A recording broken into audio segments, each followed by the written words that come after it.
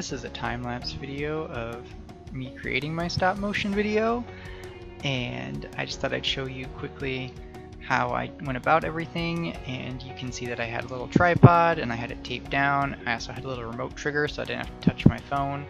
That reduces the shaking. And then I just kind of went through and took all my pictures. I used Adobe Premiere Pro and Adobe Bridge, the software, to create my stop motion video, and there's a free trial available for both of those. If you create an Adobe account, go to their website, you can download those and try those trials and follow along with what I did to create your own stop motion video. We are ready to import our image files for our stop motion video, and to do that we need to make sure that they all have the same name. I've already imported them one time, but just to make sure that I haven't missed any images, I'm going to show you how to do a batch rename. And so this is Adobe Bridge, and I just selected the folder Lego car sales because that's what my video is going to be about, and I selected all my images. You can either go to edit, select all, or you can just drag and drop depending on how many images you have. Then you just go to Tools, Batch Rename, whatever you want to call it, the number that you want to start with. So we'll start with number 1. It's going to be a 4-digit number, and we hit Rename. And so now it'll go through and it'll rename. Sometimes, for whatever reason, my camera skips a number, and when you import them into Premiere Pro, it has to have sequential numbers. If there's a break, it'll stop the importing at that break instead of continuing on. So now I know all of my images go up, so I have 1 through 283, and it is as simple as that. You should all be all done with Adobe Bridge. You can close out of that. We are now ready to begin assembling our stop motion video inside of Adobe Premiere. And the first thing they do is need to hit new project. So I'm going to call mine Lego car sales, and I want to make sure that I just put it in stop motion.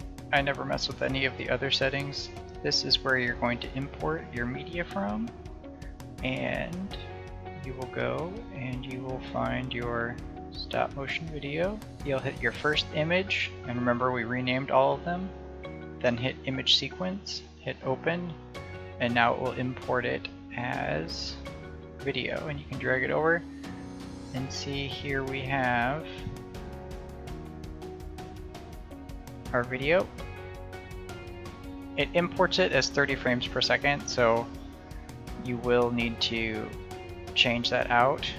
The other thing you can do is, if you want to get a good look at it, is you can render the video, which preps it for what it would look like on the final thing. It does take a little while, depending upon your PC. Sometimes it takes longer, sometimes it takes a little shorter if it's more powerful. And then of course it plays it. So there are a couple places where I've already noticed that I've had my hand in. But overall, I think that turned out pretty well with the way it looks. Obviously this is at 30 frames per second, so this is pretty quick. We can slow it down some and get a little more time out of it. But my general thought is what would be happening is this guy comes along, he sees a car for sale, he wants to buy it, and he's like, alright, I'm gonna open this car. He cuts open the box and then realizes it's all in pieces and freaks out. That was my idea. So the way you can change the speed of this is down here. You click on your video segment, speed duration, and you want to play it at 3/4 speed. If we wanted to check it out what this looked like, we need to go into render again.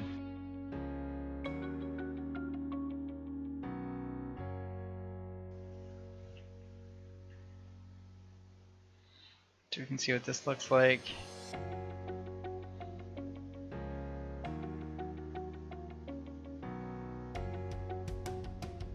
I like the speed. It's a little choppy almost, I feel like. I think some of my movements were maybe just a little too big. So I would maybe speed it up just a little bit again. Of course, you have to re-render it. Then we can see what this looks like.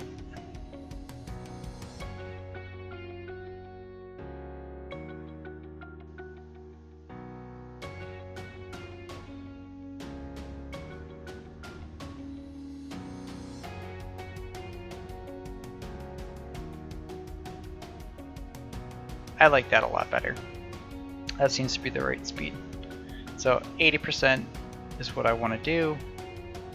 And now I would go in and I need to add my dialogue, and I need to add any sound effects I want to make. So maybe I'd want to get a pair of scissors for when he's cutting the box open.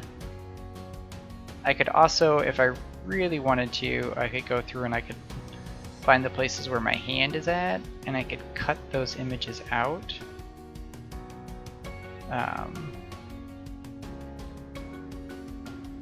Like my finger right there. I could crop that too. Didn't know I had them up that high. Like that might be one I want to take out. So my finger comes up there. You can see that. Maybe we go frame by frame.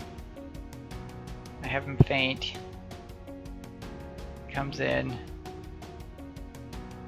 And then I noticed my finger was there.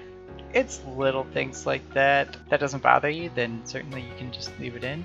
Otherwise, you know, feel free to go through your images and edit that kind of stuff out. Or we could take out those frames. So here he is, he's unfainting. If there was like one that I thought was bad, you can go in, we can cut. You can press C to cut. Hit delete, ripple delete it. Overall, Adobe Premiere is really easy to use to import. You just change your speed, figure out what you want to do. The other thing that we might have wanted to look at though is if we could go, I'll create another new project here. If you know what you want it as, you can make a new sequence. And we can say we want it 24 frames per second, and we only want it to be 1920 by 1080 because that previous one had the camera's resolution, which is way higher typically than what a monitor would be, something like that. And then when we drag this over, it's going to tell us that they don't match, but we can keep the existing settings. And see, now it's cropped everything. So what we can go back and do is we need to resize this so we can scale it down to 75. Okay, 75 is too big. 50's getting closer. 40 is too small. Oh, maybe it is 50. Yeah, I think it is. Okay, so we have a little bit of distance on top, so we could kind of play with our depth a little bit. We could cut it off right there, see what it looks like. Again, we'll probably want to render it.